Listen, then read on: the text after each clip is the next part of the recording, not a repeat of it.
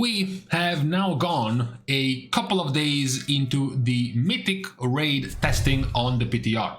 Quite an important set of tests because after the round of tuning of 9 days ago to multiple specs and classes, we also got an even bigger round of tuning of just a couple of days ago. We changed quite a few specs. It added even more parts to the rework of Havoc and Vengeance Demon Hunter, and it continued to change many other specs. So now we have finished testing all of these heroic bosses in the PTR, and we went into Mythic. We have gotten through 4, even though more or less 3 of them have been tested in the PTR, starting with the boss number 1, the loot piñata of the next tier, which is Gnarlroot. Now, this boss is quite heavy on AoE. So these are the results so far in terms of DPS performance on Mythic Gnarlroot, mostly AoE based, and we see that the highest performing DPS specs are Havoc, Demon Hunter, Beast Mastery Hunter, and Demonology Warlock. So not only do they have amongst the highest average DPS, but also one of the highest burst DPS damages in this boss fight. Now, going through the logs themselves of the boss kill, first of all, we have Havoc, which got its second part, we can say, of their shiny rework over here, especially with one particular new talent that is creating quite some damage increase, being Chaotic Disposition.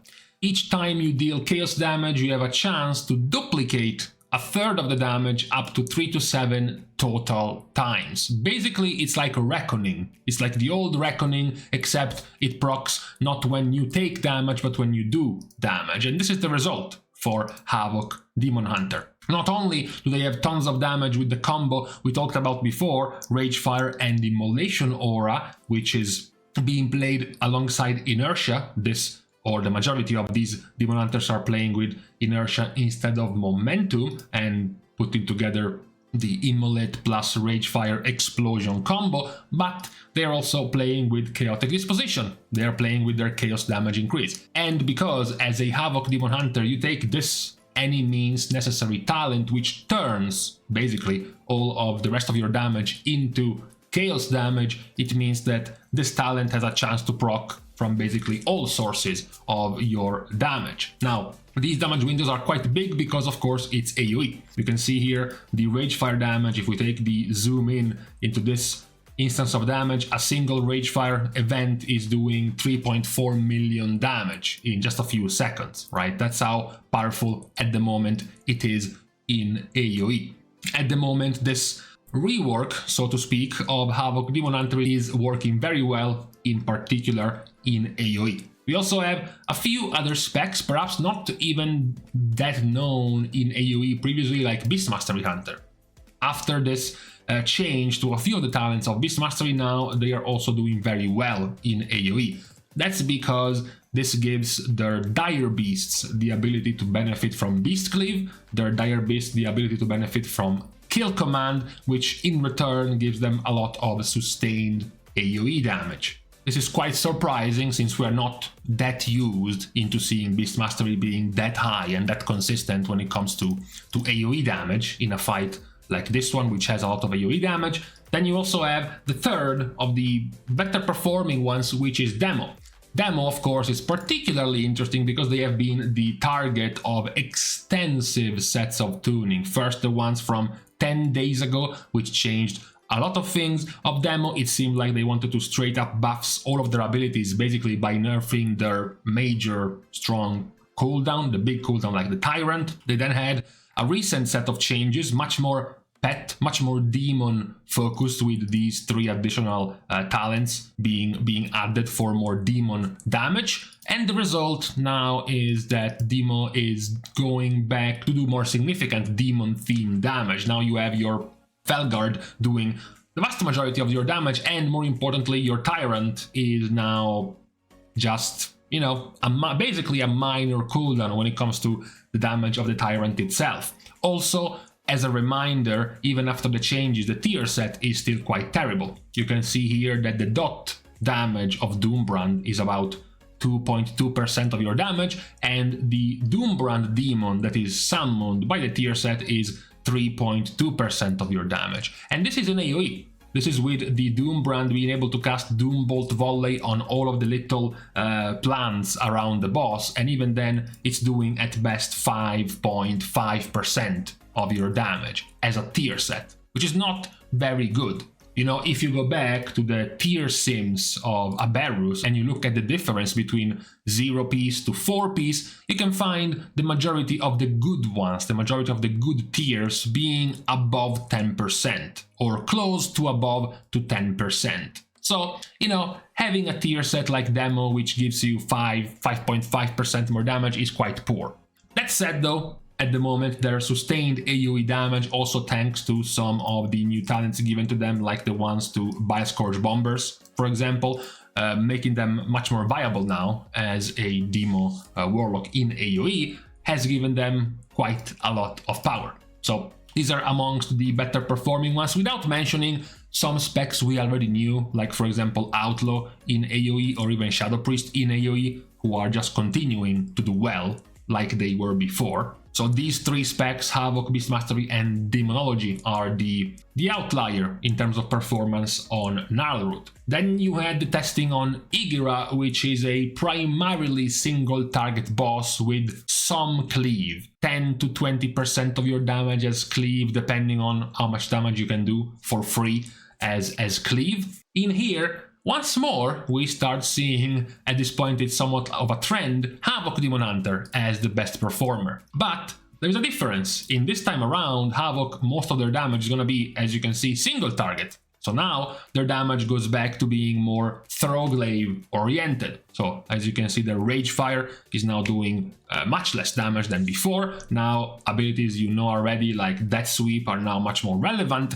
What remains, the standout part of their damage, is again Chaotic Disposition. You know, having one talent, a couple of talent points being worth over 20,000 DPS in single target might be a little bit out of tune with the rest of the spec. That seems to be the more overpowered part of their kit right now. Being able to have amongst the strongest of the AoE damage profiles in an AoE boss, and then also one of the stronger single target profiles in a single target boss, it looks like it's perhaps a little bit over the top. Even if we exclude all of the cleave and we just sit on the damage done to the boss herself, excluding all of the spears around her, the damage in single target is still very competitive for Havoc. So at the moment, the rework of Havoc is definitely the outlier when it comes to damage.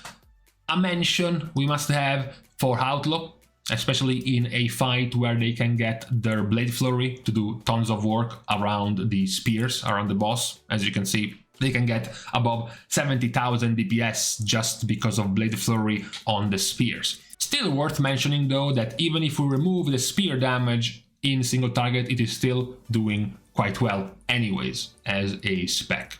That's why we were so confused going through not one, but 2 rounds of tuning to not see any significant outlaw nerfs because of their consistent good performance. What we should also mention, although there isn't too much to mention honestly, is Feral. Because we have put Feral into the A tier of performers when we stopped through Heroic. When we were looking at the Heroic performance, we saw in multiple boss fights that Feral was doing very well. So even going into Mythic, Feral continues to have one of the more impressive performances, in this case also in single target. Here is your Feral Druid.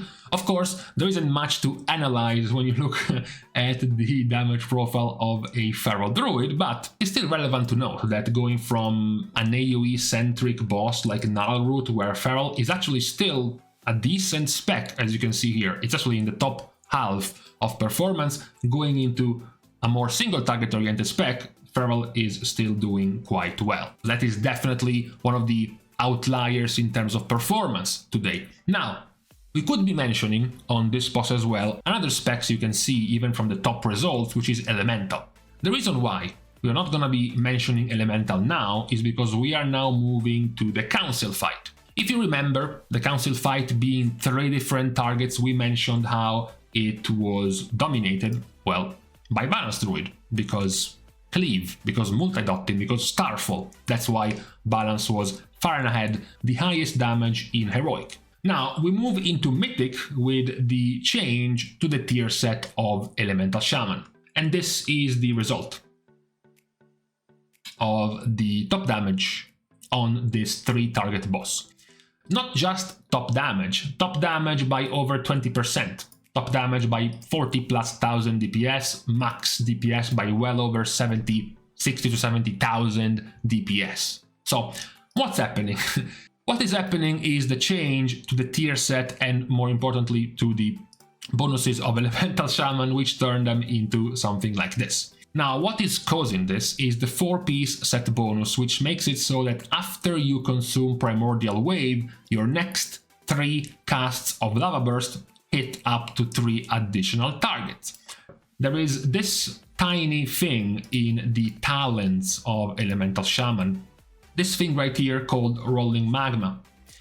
Lava Burst and Lava Burst Overload damage reduces the cooldown of Primordial Wave by 1 second. On top of that, you also play with deeply rooted elements. So casting Lava Burst has a chance to put you into Ascendance. Every time you enter Ascendance, your Lava Burst has no cooldown, no charges, it's infinite, and entering Ascendance itself makes you cast Lava Bursts on all enemies with Flame Shock, which is more cooldown reduction to your Primordial Wave. The TLDR of all of this is that your Primordial Wave has a 100% uptime. Your Primordial Wave is spammable. Primordial Wave normally has a 45-second cooldown. This is an 8-minute fight where you should be using Primordial Wave about 14 times. Primordial Wave has been used 39 times. Primordial Wave's cooldown, as you can see here, 26 seconds, and then 36, and then 44, and then 54, and then 106. It's basically a 10-second cooldown.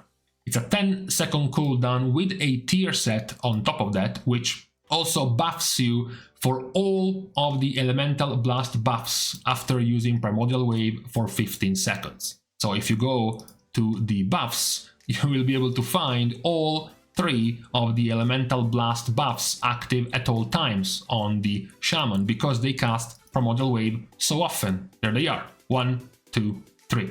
Do not forget as well that the buff of Primordial Wave itself is also 20% haste for 12 seconds, plus 4% haste per target, and this is a 3-target fight, meaning you're getting 32% haste. And because Primordial Wave has roughly a 10-second cooldown and this haste buff lasts for 12, it's infinite. It's got a almost 100% uptime, so you're basically fighting this boss with permanent Bloodlust as a Shaman. You get 32% haste from this, and then 3% haste from your Elemental Blast buff. That is what has made Elemental Shaman go completely out of control on this particular fight, and likely will have to continue until it is nerfed to some degree. Otherwise, this Cleave and any other fight with a Cleave element will continue to have this level of power for Elemental Shaman. That was our outlier for this council fight. Unfortunately, Smolderon was a bit too overtuned for testing. It basically didn't even last 50 seconds for most of the fight, so we can't really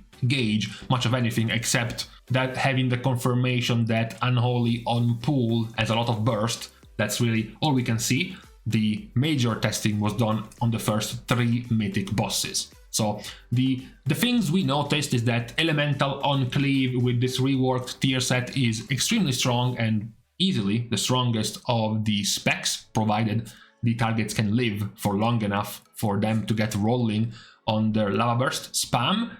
On primarily single target with some Cleave, we continue to see Havoc after the rework being likely overperforming at the moment. Outlaw continues being unnerved and therefore continues being one of the better performing ones, together with Feral, the surprise which continues to be amongst the upper tier of performing specs in the PTR, and then the first boss, which is perhaps a better look into Mythic Plus, you know, based on the AoE damage you have to do on the fight. It's definitely more relevant in a Mythic Plus key than it's gonna be in the rest of the raid bosses. where we see Havoc, again, performing very well after the rework, Beastmastery Hunter performing very well after the few of their talents being changed, and Demo also after, at the very least for now, after their second bit of rework, also doing very well in AoE. Worth pointing out that going from AoE to single target, the performance of Demo is not nearly as powerful. It is still doing fine in a more single target heavy fight, but not nearly as shiny as their performance when it comes to more AoE heavy situations like Gnarlroot. So these are at the moment, the first 3 bosses that were able to be properly testable on Mythic. We have gotten kills on the first 2 bosses, not many on Council, but the fights were able to go deep enough, 3 to 4 to 5 minutes even into the fight to see very well how Cleave is going for the majority of these specs. That is what we have at the moment in terms of performances. Mythic testing will continue, of course. For now, we have stopped in the first week of Mythic testing. Next week is going to be Lardar, Volcaros, Nimue, and Tindro, the next part of Mythic testing. So for now, in the first half, these were the results as far as Mythic testing is concerned. With this out of the way, we're taking a break before going over likely tomorrow on the performances of the healers as well in Mythic testing. So for now, I'm going to leave you to the rest of your weekend. We're starting the goodbyes as usual by thanking all of the Patreon supporters for the contribution and the help to the growth of the channel, which can still be given completely for free. You can like and comment down below, as well as subscribe to the channel itself. So with these things out of the way, thank you guys again for watching. See you guys tomorrow, and in the meantime, yeah, I think today I'm gonna pull a double and just make the healer video as well, just to be done with it.